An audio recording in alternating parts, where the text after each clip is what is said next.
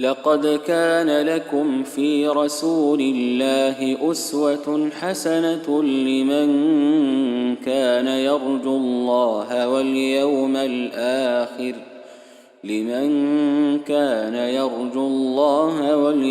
الآخر وذكر الله كثيرا.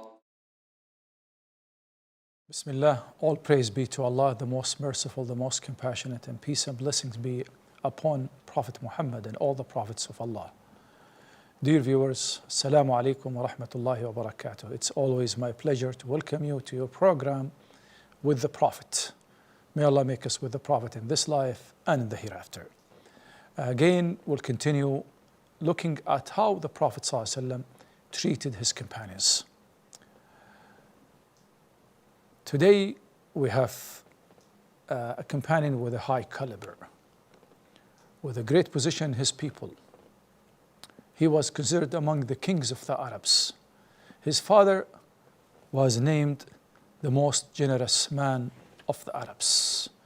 Generosity was a feature of the Arabs that was highly respected, continued to be respected. All human beings respect generosity, but the Arabs probably had the upper hand when it comes to generosity.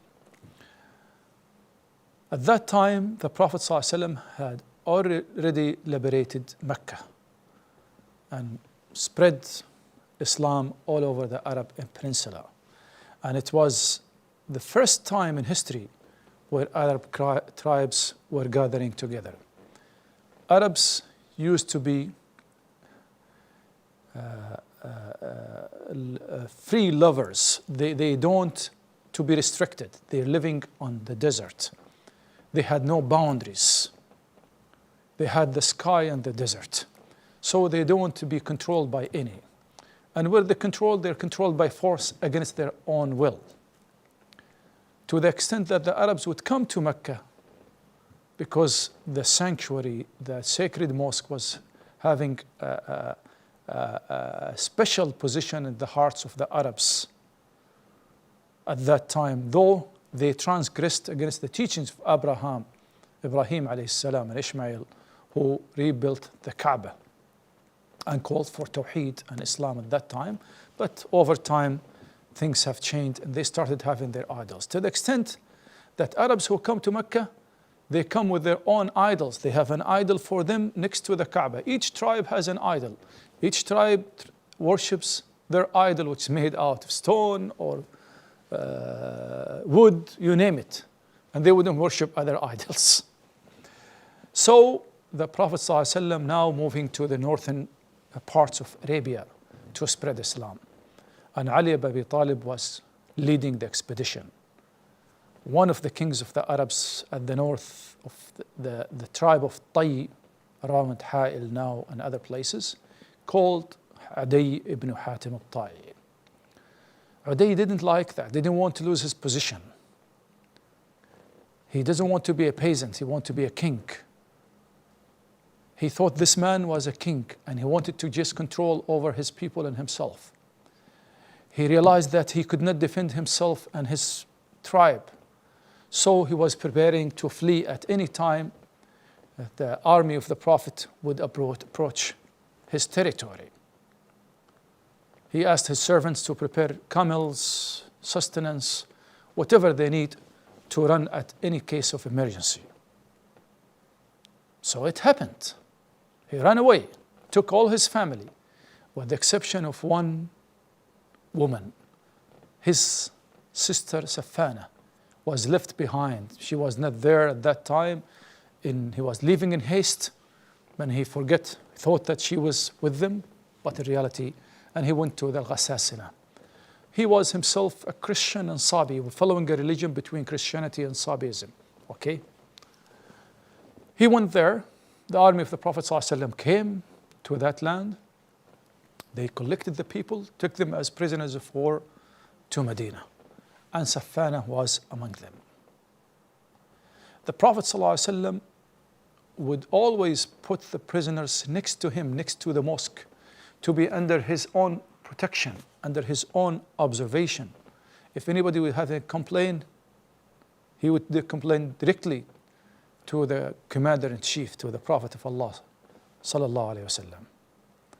One time he passed by, Safana stood up, said, the Prophet of Allah. He moved away, didn't look at her.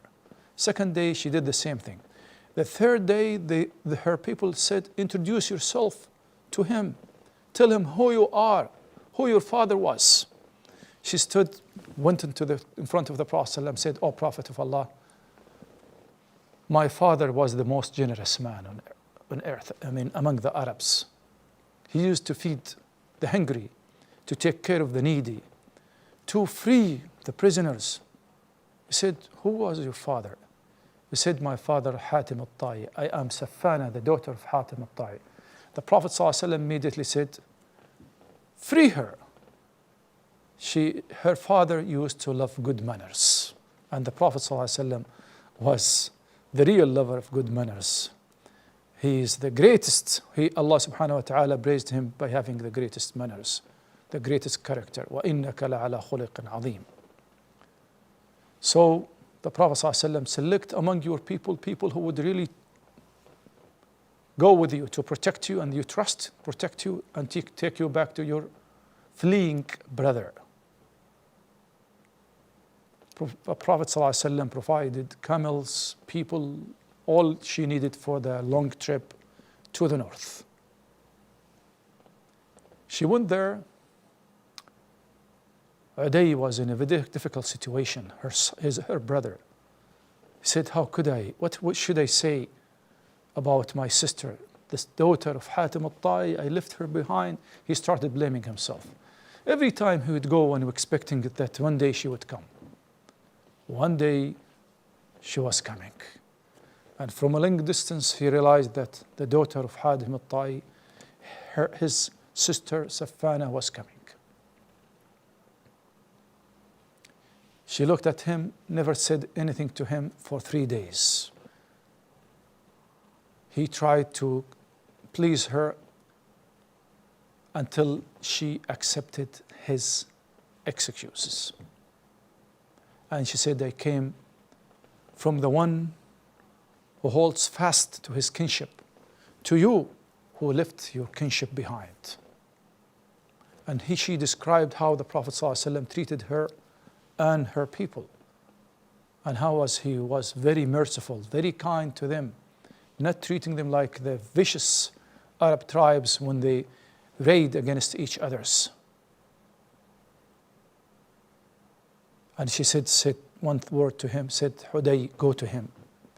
A person of your caliber will have position with him, will not be degraded by him. He will forgive you for whatever you have done." He said, "You advise me to do that?" He said, "Yes." He immediately took off to Medina. And it was after Asr prayer when he sneaked into the masjid, the mosque of Prophet Muhammad ﷺ, not to be known by anybody. If anybody would capture him, he would be in trouble. Or recognize that he was Adi, they would be in trouble because he was really giving the Muslims hard time at the north.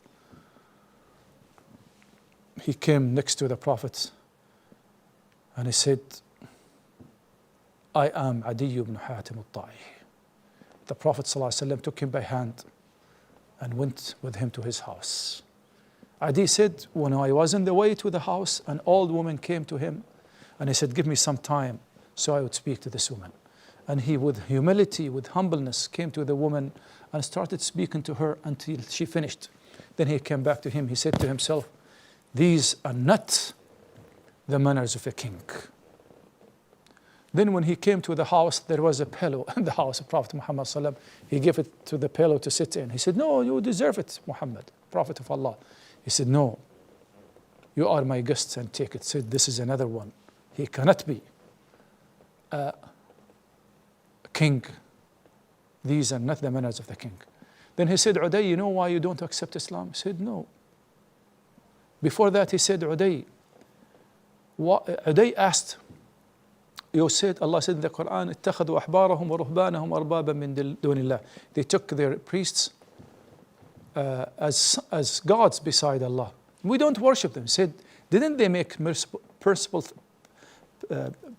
things for you, unpermissible haram, and unpermissible things permissible for you? He said, yes. He said, this is the way of worship for them. Because only Allah subhanahu wa ta'ala has the power to do that, not people, not you priests. Uday, I know why you don't want to become a Muslim. He said, why? He said, you think that people, we are really sought by people from all over. We are not living in peace. We are poor. I'll tell you something, Uday. By Allah, the Persian Empire and the Roman Empire will submit to this deen, to the Muslims. By Allah, a woman will come from Kufa, from Al-Hira, to Mecca, by herself, fearing none but Allah. By Allah, wealth will be distributed to the extent that zakah will not be taken by anybody. Everybody will be satisfied with what they have. Uday ibn Hatim said, I was with the people who carried the treasures of Khusro, the king, the emperor, the Persian emperor, to Medina. I saw the woman moving long distance with her by herself, fearing none but Allah. And I'm sure that what the prophecy of Prophet Muhammad ﷺ regarding money will be given to people and they will reject them because they are not in need will take place. That indeed took place during the time of Prophet Muhammad ﷺ.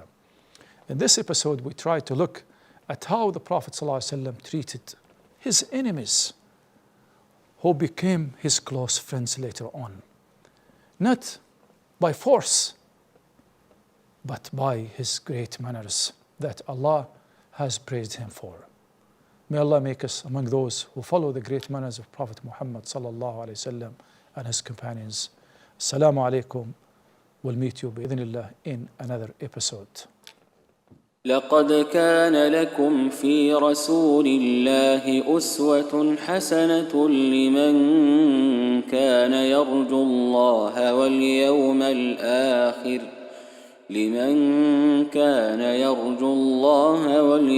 الآخر وذكر الله كثيرا